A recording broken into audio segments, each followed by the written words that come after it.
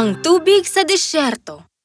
Noong unang panahon, sa isang malayong baryo, nakatirang dalawang mahuhusay na manggagawa, sina James at Alex. Matalik silang magkaibigan at parehong umuukit na mga antigo mula sa putik. Gumagawa sila ng laruan, kaldero, kawali, kubyertos at marami pang iba. Ngunit dahil maliit lang ang baryo nila, maliit din ang kanilang kinikita para sa kanilang mga gawa. Yun lang ang kaya ng mga tao roon. Hindi nagrereklamo sina James at Alex sa harap ng mga taga roon. James, pwede bang huwag mong pagsabayin at isa lang ang pagtuunan mo ng paggawa? Alamin mo kung saan ka mahusay. At kapag naintindihan mo kung gaano katagal ang paggawa ng isang bagay, masasabi mo na sa mga bumibili sa'yo kung kailan mo matatapos ang pinapagawa nila.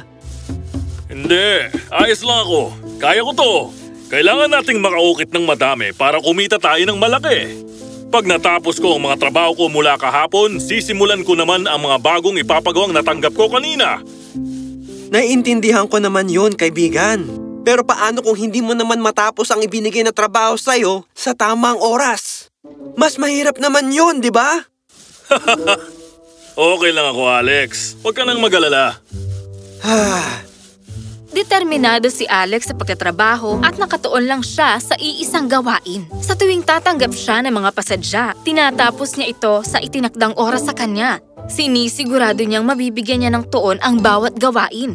Nakakatulong ito sa kanyang konsentrasyon para mapagbuti ang ginagawa niya at matapos ito sa oras. Samantalang si James naman, ni hindi makatuon sa isang trabaho. Hindi niya tinatanggihan ang mga nagpapagawa sa kanya. Sabay-sabay niyang ginagawa ang lahat ng ito, kaya hindi niya ito matapos-tapos sa tamang oras. Isang araw, may mga turistang dumating sa kanilang baryo. Oh, wow! Ang galing naman ng pagkakayari nito. Magkano naman ito, Ginoo? 2 pirasong pilak po yan, Ginang. Ano? Yun na yun? Napakababa naman ata ng pagsingil mo para sa bagay na ito. Ganyan lang talaga ang presyo namin dito. Hindi kaya ng mga taga rito na magbayad ng malaki. At di ko namang gusto na singiling ka ng higit sa sinisingil ko sa kanila. Hanga ako sa katapatan mo. Pero hindi ka kumikita dito na ayon sa husay mo. May isang malaking syudad sa kabila ng disyertong to. Bakit hindi mo dalhin lahat ng ito at doon mo ibenta? Siguradong mababayaran ka doon ng naaayon sa galing mo. Mas malaki ang kikitain mo doon. Ganun ba? Pag-iisipan ko na maigi ito. Salamat! Nagbayad ang babae ng 2 pirasong pilak at binili ang elepante. Kinagabihan, James, mukhang pagod ka. 2 araw na akong walang tulog. Natapos ko na din lahat ng mga trabaho ko kaya ayos na ako ngayon. Mabuti naman. Alam mo, sa tingin ko, dapat na nating dalhin ang mga gawa natin sa malaking syudad. Hindi tayo kumikita dito at hindi masyadong marami ang trabaho. Oo, totoo nga yan. Mukhang nga tama ka, pero napakalawak ng disyerto. Paano natin ito tatawarin? May mga nakikita akong mga manlalakbay na tumatawid doon paminsan-minsan. Madami silang kamelyo at mga kariton. Ang totoo nga niyan meron na daw mga taong aalis bukas din. Pwede na tayong maglakbay kasama nila. Oo nga. Narinig kong maraming mayayamang tao doon sa malaking syudad sa kabilang bahagi ng disyerto. Baka makahanap na din ako ng babaeng papakasalan ko at mamumuhay kami ng masaya habang buhay. Malay mo!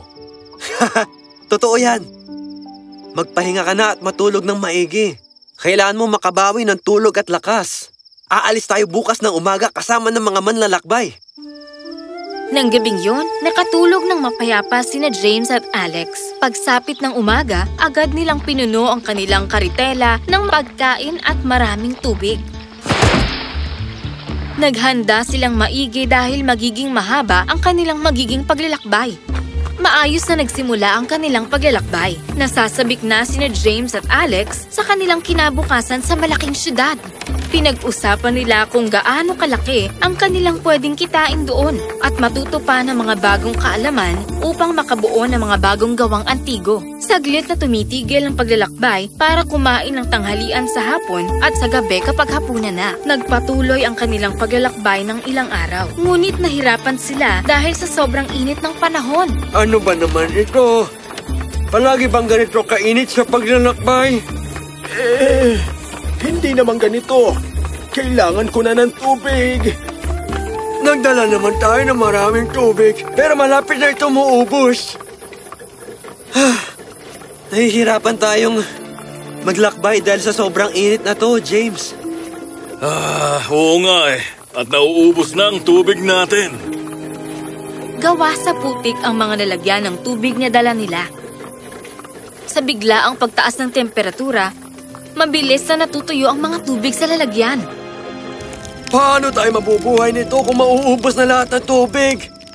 Aabutin pa ng 2 araw bago tayo makaabot sa syudad. May naisip akong paraan. Bakit di natin simulang maghukay para makahanap ng tubig? Oo, tama!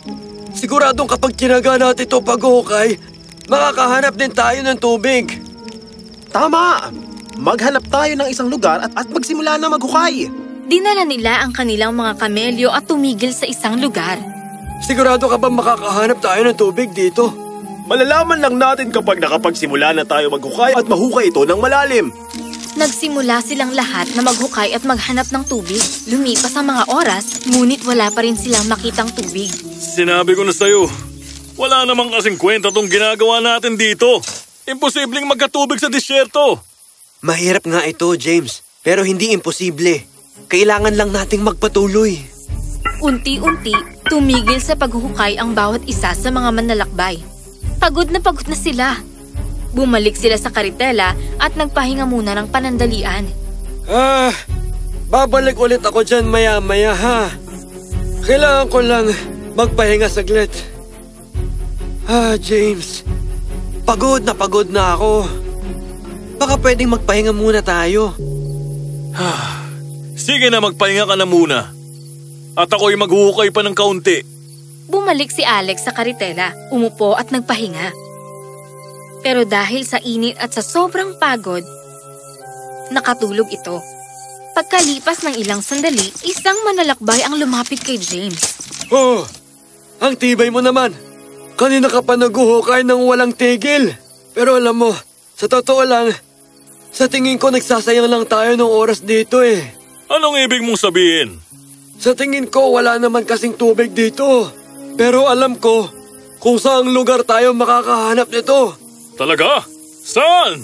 Tinuro ng manlalakbay ang isang lugar para makapaghukay at sabay na umalis upang magpahinga. Nagsimulang maghukay si James sa lugar na ito, ngunit hindi pa din makahanap ng tubig. Pagkalipas ng ilang sandali, isa pang manlalakbay ang lumapit sa kanya. Hoy! Sino nagsabi sa'yo na maghukay dito? Nasisiraan ka na ba? Doon sa kabila ang mas tamang lugar para maghukay at makahanap ng maraming tubig. Sigurado ka ba? Saan ba ang lugar yun? At agad namang dinala ni James ang kanyang pala at naglakad ulit papunta sa isa pang lugar malapit doon. Muli siyang naghukay hanggang sa isa na namang manlalakbay ang nagsabi sa kanya na maghukay sa ibang lugar na siguradong mayroon ng tubig. Nagpatuloy siya ng ilang oras at napuno ng maraming hukay sa paligid. At wala ni isa sa mga ito ang naglabas ng tubig. Nang magising si Alex, nagulat siya sa kanyang nakita. James, anong ginagawa mo? Naghahanap ako ng tubig. Ito ang mga malalakbay ang nagbibigay sa akin ng mga lugar na pwede akong makahanap ng tubig. Ang dami ko nang nahukay na lugar.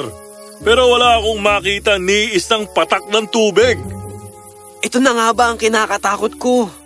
Naiintindihan mo ba kung gaano karaming oras at pagod ang sinayang mo? Subukan mong bilangin lahat ng butas na nahukay mo at gaano ito kalalim.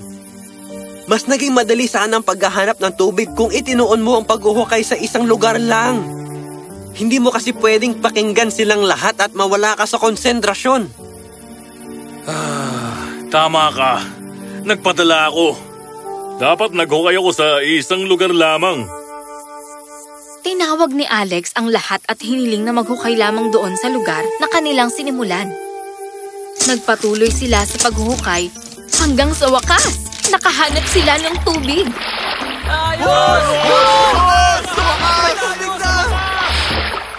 Lahat sila ay nakainom ng tubig at pinuno ang kanilang mga lalagyan ng tubig. Nakarating sila sa malaking syudad pagkalipas ng 2 araw. Kumita ng malaki sina James at Alex na naaayon sa kanilang kahusayan. Pinuri sila sa kanilang natatanging husay at galing. Yumaman sila at kumuha ng mga bagong manggagawa upang gumawa pa ng mas madaming mga antigo. Nakilala at naibenta ang kanilang mga gawang antigo sa buong bansa at ganun din sa iba pang karatig bansa. Napakahalagang aral. Lahat ito ay nangyari dahil sa natutunan kong gumawa ng isang bagay lang at hindi sabay-sabay.